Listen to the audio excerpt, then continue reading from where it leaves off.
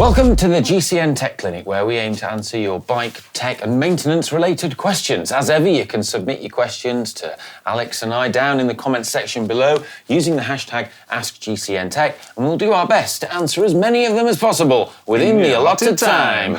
Let's go first. Right, go. Oh, Nicholas, I'm a bit perplexed. I just did the same ride that I did a few weeks ago. It's about 5 hours, 70 miles, nearly 8,000 feet of climbing. This time I did the ride at an average of 20 watts higher than last time, but I was only 4 minutes faster despite it being warmer and in the dry. I've checked my wheel bearings and bottom bracket, all of which seem fine. My chain is freshly waxed. What could be sapping my precious watts? My tyres are about a year old. Could they have degraded that much that they are holding me back? There's a whole host of things that could be going on here. And that is, there are so many variables that you're not controlling for in this instance. Yes. Like, science works and stuff, but here, it's never a good way to compare two rides in that way. Like, so many things that could be going on. Like, did you zero your power meter? Is your power meter accurate? I want to just throw the weather conditions out. But like the the weather wind. makes such a huge difference. And then, what were you wearing? What was your clothing like? The actual weather, though, conditions over a 5 hour ride are going to make a huge difference. What was the traffic like on that ride? Presumably there were bits that were on roads with traffic. God, there's so many things. So many things. Yeah. How accurate was your tyre pressure? Like, tyre pressure's massive. Like, did you use a digital gauge? Because most sort of standard pumps, plus or minus, 10 psi. Yeah, they can be not very far way accurate. out. And 10 psi can make a big difference here as well. So like I say, there's so many things that you're not controlling for. What you shouldn't be too focused with is if your power meter is accurate and you've improved your power by 20 watts, that's really good. Happy days. But also, it's where you put that power down. That doesn't tell us the whole story.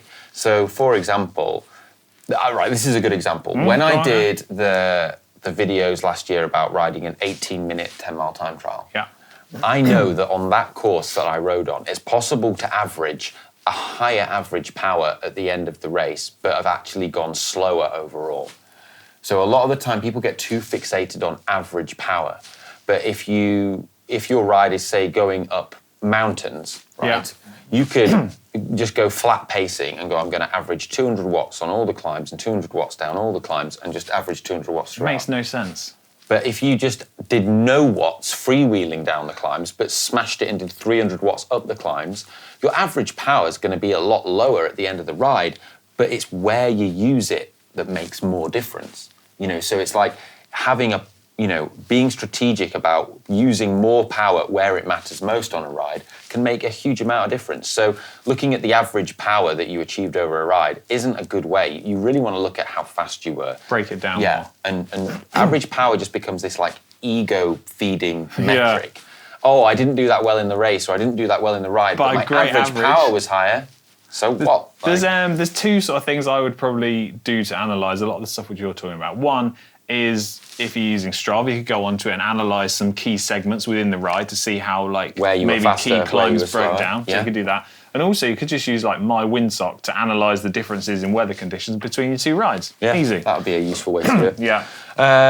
Dex McCluskey next, who says, hi GCNTech. I use a Wahoo Kicker V5 with Zwift in the winter, as it's often too snowy where I live at 7,500 feet. Cool. In the Colorado Rockies. In preparation for spring, I recently got a 4i Precision 3 Plus single-side power meter on a GRX crank and paired it with a Wahoo Element.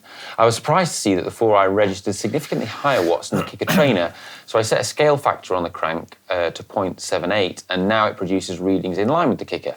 But the 4i, is the 4i really recording 20% higher than the Kicker? Should I keep the scale factor when I start riding outside again? I don't know which, between the Kicker, blah, blah, accurate. Thanks for your advice. There's another question with a lot going on here. It boils down to the simple fact of what power meter is more accurate than the other. Now, at this point in time, I'd say if you're doing a lot of training with your Wahoo Kicker, we don't know which one's the accurate one here. We Sherlock Holmes logic being applied, we don't know for sure. It's usually I would be more inclined to think that the Kicker's more accurate. Yeah.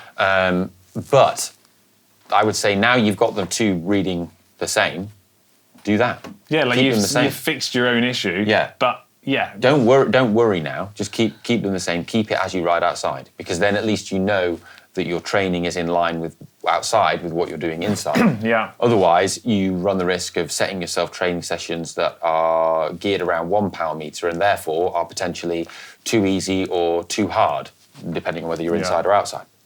And you're Easy. Yeah, done. All right, next question, excuse me, is from Dave. He says, I've got an older Ultregra rear shifter, circa 2007, on a Cannondale team tandem that sometimes skips as I'm shifting. It doesn't click in and change gear. I might have to click it 2 or 3 times to get it to shift. Can shifters be repaired, or do they have to be replaced? It's too complicated for me to take apart. Any suggestions? Shifters can be repaired, but it's very difficult to do so because you can't just go and buy all of the different parts. So the only way to do that is to have 2 shifters and try and make good from the pair of them. But that's very complicated to do. And I would say you need to be like very competent and confident with your mechanical skills. Yeah. Yeah. Yeah. Otherwise, you're basically going to have to try and find, well, you're unlikely to find a new one if you're going back to 2007, but you might find a used one. So yeah, unfortunately, the little pulls inside do wear over time. Yeah. Got a quick question here from user RK3MJ9UW4L, who says, sealant in inner tubes, hack or bodge, double protection against punctures, paying for some extra weight. Hack. It is like sort of hack. It does work. It's not as effective at sealing as a dedicated tubeless tyre system, but it can protect against some punctures. It does work. We have tried it and stuff. I definitely wouldn't describe it as double protection. No. It's just like offering the same principle of like tubeless tyres. Yeah. And you are paying for that extra weight, unfortunately, yes. Yeah. Who we've got next? Jordan McLeod. 4046. Giordano, maybe. Saying, hi, Alex and Ollie. I currently have Dura-ace 9100 mechanical group set, and I'm thinking of switching over to Di2. In your opinion, is it worth degrading to Ultregra Di2 for better shifting or performance, or staying with Dura-ace for weight gains and bragging rights? P.S. Love the show. Been watching GCN 5 years, guy. You guys make me passionate about bikes. This is a really tricky question, and I feel like it's going to come down to a personal thing for everybody. Right. Okay, we're assuming that your current group set is worn out. If your current group set is not worn out, like, what are you doing?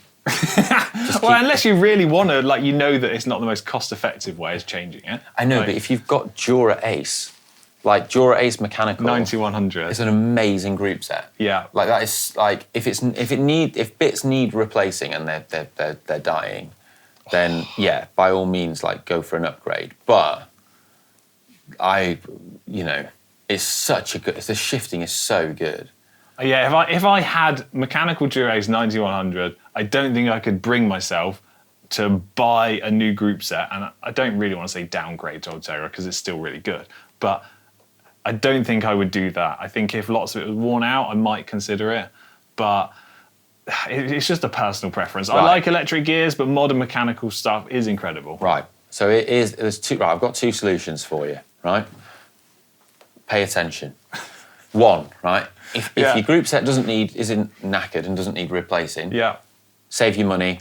Spend it on going to a trip to the Alps and go ride up Alpes on your bike and have a great time. If your group set does need replacing, get Ultregra and save the money that you would have spent on Dura-ace, spend that on a trip, go to the Alps, ride up Alpes and have a great time. It's done. You'll thank me later. Easy solution. Right, next one. The Davo Wade. Hi team, any ideas to treat a smelly bicycle helmet? Mine is under 12 months. I like the way that they put bicycle brackets. in brackets. Yeah, brackets, just in case. I regularly remove and wash the pads and wipe the straps, etc. But the southern hemisphere summer has left it with a smell of perspiration. Understandably, you need to be careful with chemicals. Any other tips to freshen things up? Well, I don't have any fantastic tips other than just maybe every time you finish your bike ride, give the helmet a rinse under some warm soapy water, like mild soap. Yeah. I think you can. There are products here, like you say, you're worried about chemicals. That's right. You don't want to start blasting bleach on it or solvents that are going to dissolve the polystyrene foam. There are a lot of products out there. There are some specialist products that you can buy, but I mean, even just the household kind of things like Febreze. Yeah. You know, those sorts of things are formulated to deal with this kind of stuff. So the thing that I was thinking of suggesting was that obviously it's easier to just remove the helmet pads and then wash them. But if you start removing the helmet pads on a regular basis, they're generally only Velcroed in, so then they lose the stickiness of the Velcro, or it just basically doesn't work. But if you have got a bike helmet that's from a slightly larger reputable brand, quite often they sell the helmet pads as a separate thing, and they're not expensive. So you could just buy like a couple of sets and then like either replace them as they get worn out, or just like wash a set, use a set, and like alternate like that. Yeah, that's a good tip. Yeah, because helmets are pretty gross. But it is something that's definitely worth paying attention to, the hygiene of your helmet. Yeah. A lot of sweat and sunscreen get in there. And sun creams are awful. Yeah. Okay, last question, over to you. Courtney Hump says, "Dear lovers of well-maintained drivetrains, most all chain lube instructions say wipe off excess lube as the final step in the application process. Does this only mean on the outside of the chain, the sides, or does it mean the top and the bottom as well, including the rollers? Please phrase differently." Okay. I like the way they phrase it at the end. Do you hug the chain or pinch it? Yeah. Hug the chain, if we want to use those terms. The idea is, right, so you're lubricating your chain is to lubricate the parts inside. You're not lubricating the parts where the chain touches the other bits of the drivetrain. If it's on the outside of the chain, all it's doing is attracting dirt to the chain. So lubricate it, get it onto the inside bits, wipe the outside bits clean, job done. Yeah. All of the outside bits. I have seen beginners before, like, lubing their cassette. Please don't do that. Yeah. That's not good practice. No. Apply it to the chain, because that is the inside chain is the key bit. The rest of it isn't quite so crucial. You just want the rest of it to be clean. You're like lathering the chain in lube because you want the lube to permeate into the gaps, into the inside of the chain. Yeah. And so you kind of put on more than you need to make sure that it has gone inside the chain, and then that's why you're wiping it off the outside. Hugging it from the outside. Yeah. Right, that's it for this week's Tech Clinic. I say it every week. I'm sorry if we didn't answer your questions, but be persistent. Put them in the comment section down below, and we'll get to them in the coming weeks. Right, we're out of here. See you later. Bye. Bye.